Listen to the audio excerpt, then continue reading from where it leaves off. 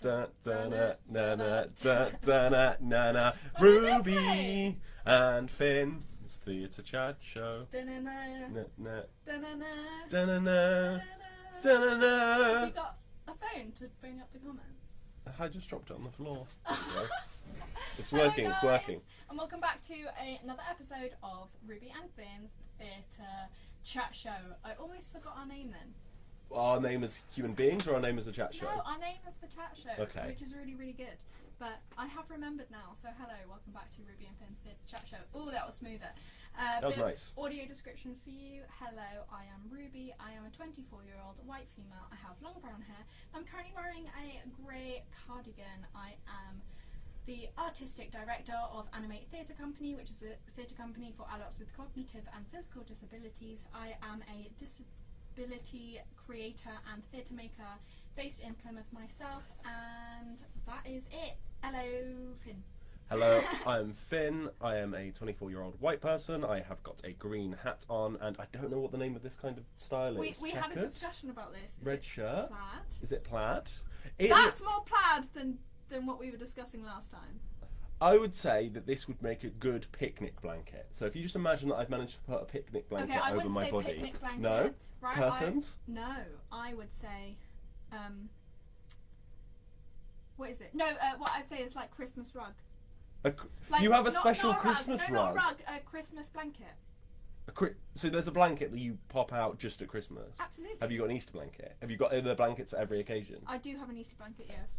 I've got a white fluffy blanket Rabbit? with ears. Okay, for Easter. so Christmas blanket looks like my shirt. No, my Christmas blanket's over there, and it's red and it's got Christmas Have you pants on it. Have you got a Valentine's Day blanket? I don't, because I'm not a Valentine's girl, as we know. Okay.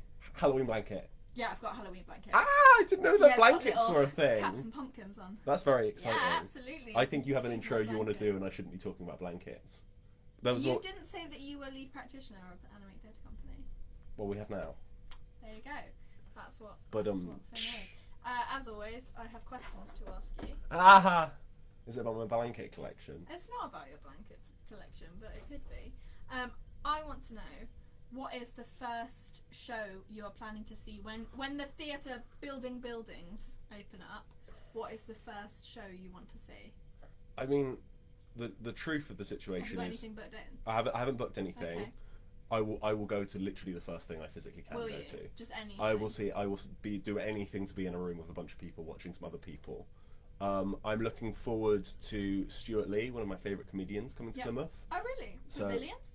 No, Theatre Royal. Oh, nice. I've seen him there before, and he's fantastic. Mhm. Like really cool. He does really cool stuff with his set. Nice. It sounds really harsh, but he did a performance standing on top of other comedians' DVDs. Good. He made art out of their art, is how I'm going to phrase it, and not that he was just walking all over them. But no, really like his stuff, and I will watch literally anything. What are you looking for? Well, I do have Waitress booked in, but that's for next year, so it may be a while until I can go see Waitress. But I'm the same. I'm kind of looking to see whatever I can, and I'm really excited. Although, let's talk about it. Really exciting that Funky Llama Festival is coming back, not for the summer, obviously, because we need to prepare it. Hi, Rebecca! Hi, Rebecca. Funky Llama is coming in the half term. It's So in coming October home. half term. It's coming. Funky Llama Festival's coming And home. I don't want to say too much, but we're currently in conversations with Funky Llama.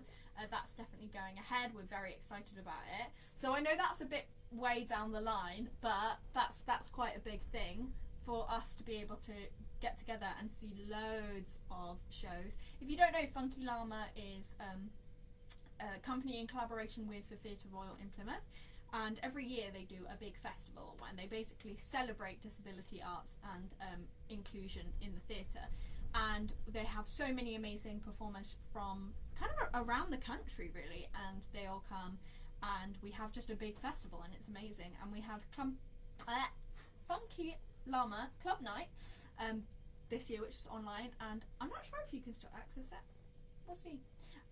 Try. But we have the Funky Llama Festival coming back in real life in October half term. So super excited about that. But yeah, as in terms of what I'm going to see first thing, that really depends on what is there at the time. But I know I definitely have Waitress at the Theatre Royal booked in for next March.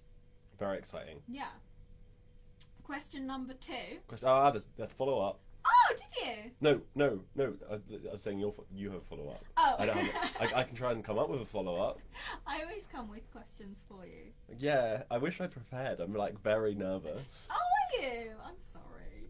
No, like my first answer just wasn't very good. I wish I'd looked at the program of what's on, because I'm just going to roll up to Theatre Royal Day 1 and be like, "Let me in." So yeah, we'll be knocking on the door and we'll just be like, "Hello.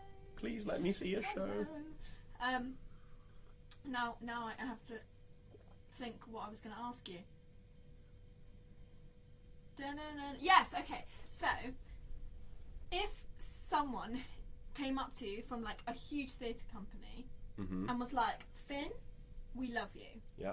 We want you. But you can have any role in the company you want."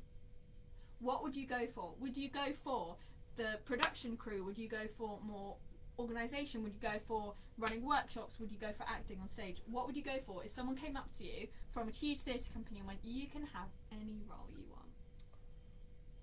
Really random one that just came to me, but I think I'd be really interested in talent development, of being someone who helps find people and get them like to where they are and help them make sort of just someone who like pushes people into their right places. But if not, writing. I would love to be writing something. Just make me write scripts all day. The dream. What would? We'll get you on that. What are you gonna pick if someone comes up to you and says you're incredibly talented, which they should?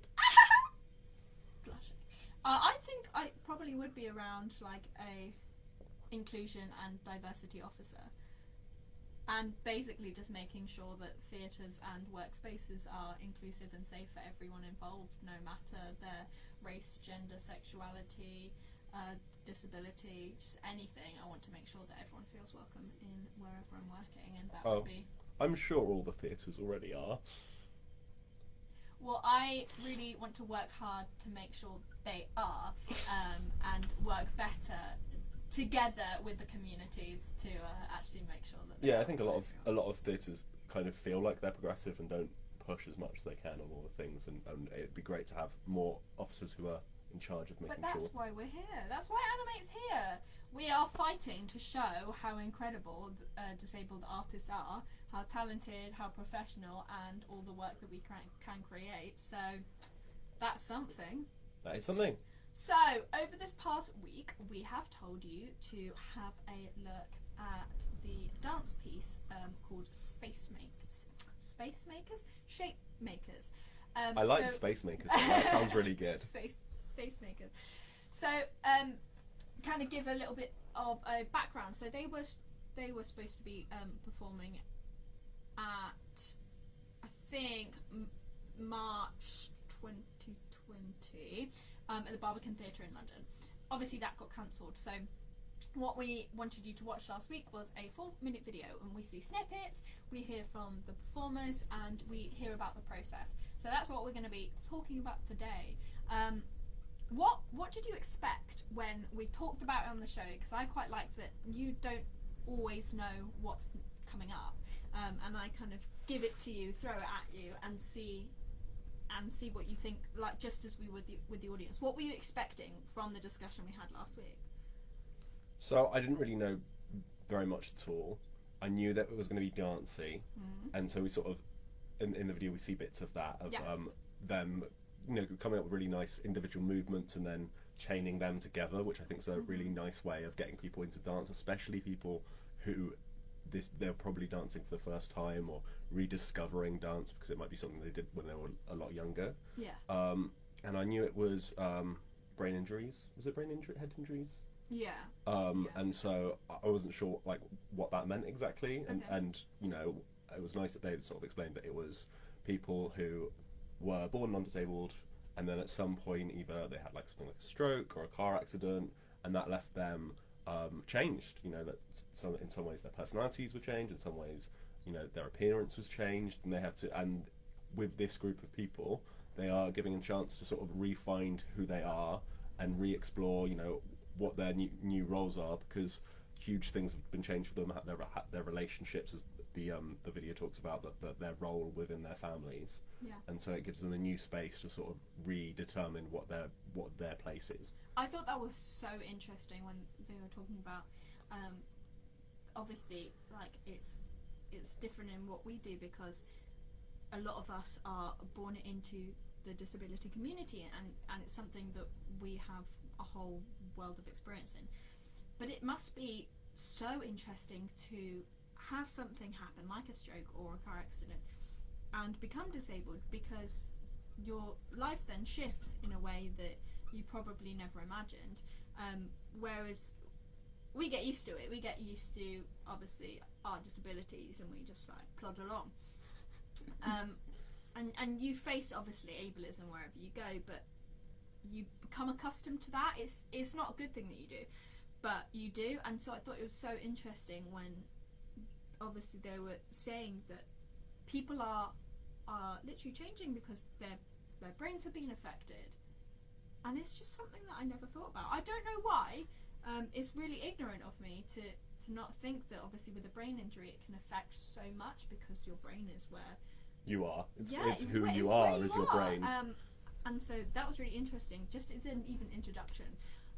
But I, like you, loved the way that they were taking non-dancers and saying, oh, it's about coming up with one move. It's about starting with one, and then how can we lead that on? Because it was partly choreographed, and then the other part were the dancers themselves creating those moves and kind of weaving those together, which I thought was really nice integration